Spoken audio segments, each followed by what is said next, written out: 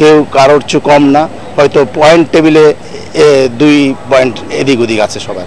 So সেই ক্ষেত্রে সবাই চাবে একটা টপে থাকতে। সো সেই ক্ষেত্রে কোনো অবস্থাতে কারো ছাড় দেওয়ার কোনো কিছু নাই।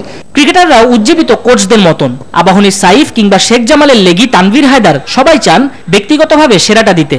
এখানে রানের খেলা, সো উইকেট অনেক ভালো। সো আমরা চেষ্টা করতেছি আমি চেষ্টা করতেছি যে রান কন্টেইন করার জন্য যত কমে রাখা যায় উইকেট টু ওয়ার্ক করার জন্য। বাই ম্যাচ যেহেতু সুপার লিগ স্টার্ট হইতেছে আর আমরা এক ম্যাচে পিছায় আছি চ্যাম্পিয়ন এসে, সো এটা ভাইটাল একটা ম্যাচ, আমরা যদি জিততে পারি আমরা অবশ্যই আগায় যাব। সো কালকে ম্যাচটা অনেক ইম্পর্টেন্ট। ফ্ল্যাট উইকেট এটা আসলে কোনো ব্যাপার না, এখানে বল টু বল খেলা দরকার। যারা ভালো করবে যে দিনে তারাই ভালো করবে। সুপার লিগের পয়লা রাউন্ডে ফতুল্লায় মুখোমুখি শীর্ষ দল Gazi group cricketers Mohammedan. BKSP 2 ভেন্যুতে লড়বে শেখ জামাল প্রাইম দোলেশ্বর আর Abahani prime bank. Nazmus Sakib, news 24, Dhaka. Cricket ছেড়ে এবার জানাবো ফুটবলের খবর। 1 বছরের জন্য বাংলাদেশ জাতীয় ফুটবল দলের কোচ হিসেবে বিদেশ বংশোদ্ভূত অস্ট্রেলিয়ান অ্যান্ড্রু ওয়াটকে নিয়োগ দেওয়া হয়েছে।